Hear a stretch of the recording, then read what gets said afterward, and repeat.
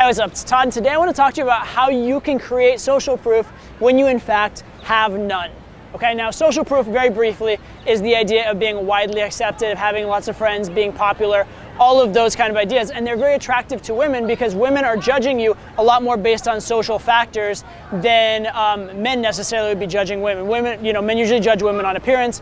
Women usually judge men on social factors. The other great thing social proof does for you is it shows that you've been selected by other women in the past and other people in the past, so it makes a girl more confident in her judgment of liking you. All right, so that's the benefit of social proof, but it's generally created by having friends around you, having people say good things about you, having her see you with other people, right? How do you do that? How do you create that if you don't happen to have a lot of friends or if you just don't happen to have your friends around?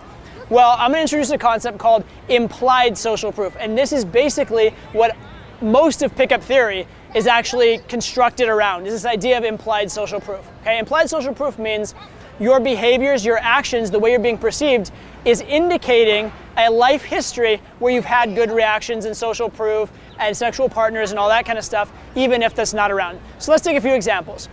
One example is confidence. If you speak in a loud, confident voice, right, what does that say? It says that in your past history, when you've spoken in a loud, confident voice, you've been well received. People haven't been like, shut the fuck up. They've been like, oh, let me listen to you.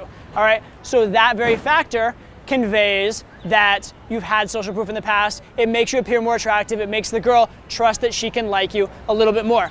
Here's another example. Let's say you're telling stories of your life and you're not telling bragging stories, oh, I have tons of friends, because that shows that you're socially uncalibrated, but you're just telling a story, and in order to tell the story, it just so happens that you have to talk about your friends and what they did, and it turns out your friends in that story are doing something kind of cool. Well, you just implied social proof. You just created a scenario where in order to understand this story and kind of interact with you, she's seeing you as having social proof, okay?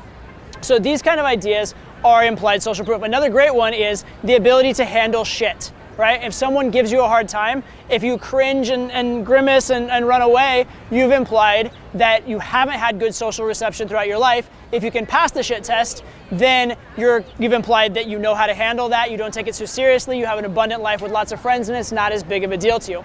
So all these subtle indicators are conveying things about your past life, your past history, very, very strongly. They're what we call honest signals. Okay, and these are some of the attraction triggers that girls are looking to more strongly than any others. So understand that concept of social proof and understand how your behavior can convey social proof even when there's nobody else around.